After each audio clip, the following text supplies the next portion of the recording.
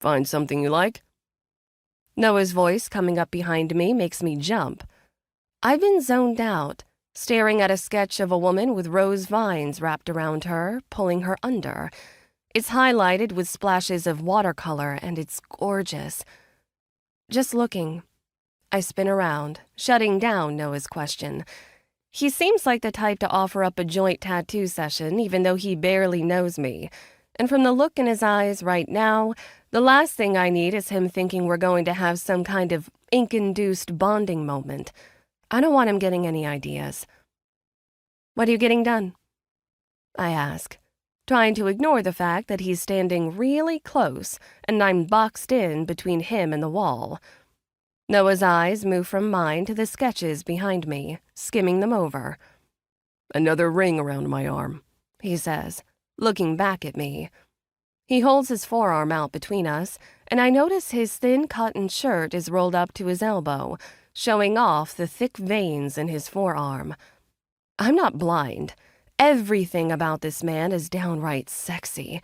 He's tall and lean with solid muscle, a surfer body that matches his untamed shoulder-length blonde hair and tanned skin.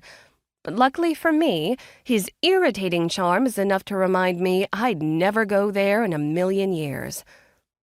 I reach out and wrap my hand around his arm, flipping it over to get a better look. I've seen the tattoos in pictures, and that day I met him naked in his dressing room, but never this close. It's a solid ring of ink that wraps in a full circle around his forearm. It's about as wide as a quarter with no details or intricacy. What do the rings mean? I release his arm and dip my thumbs in my jeans pockets. Noah's eyes do that thing where he watches everything I do, and it's a little unnerving. He rolls his thick forearm over a couple of times, rubbing where the new band will go. They represent big moments, he says, dropping his arm. And this is big?